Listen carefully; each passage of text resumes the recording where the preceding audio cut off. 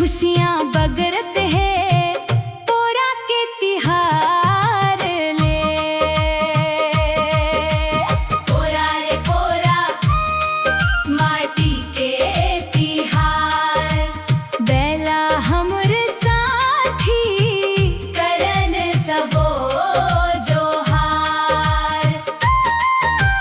पोरा रे पोरा खुशियों के तिहार, छत्तीसगढ़ के माटीला बारंबार जोहार। सिंगमा सुंदर रंग सजाए, गरमा घुंघरू डारे, माथ मरोली तिलक लगा के आरती सबो तारे। पाँव पखारन फूल चढ़ावन, प्यार ले चारा खवावन।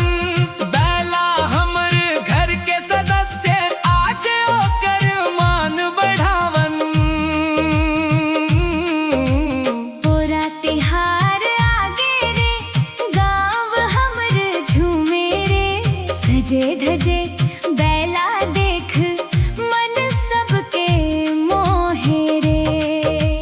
मांदर बाजे धिनक धिन, घुंघरू बाजे झनकार, बेला हमर सच्चा संगी करन सबो जोहार।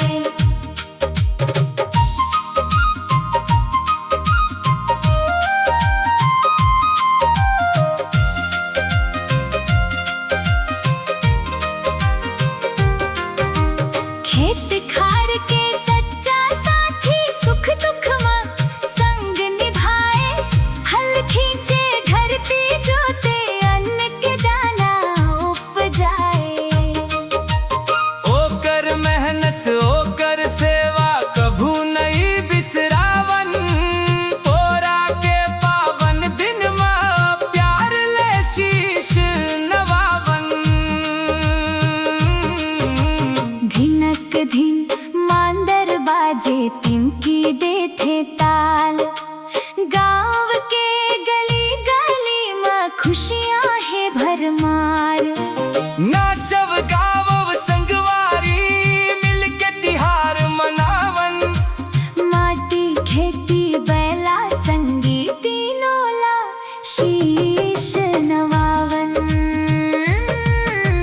पोरा रे पोरा माटी के तिहार, बैला हमर साथी करन सबो जोहार।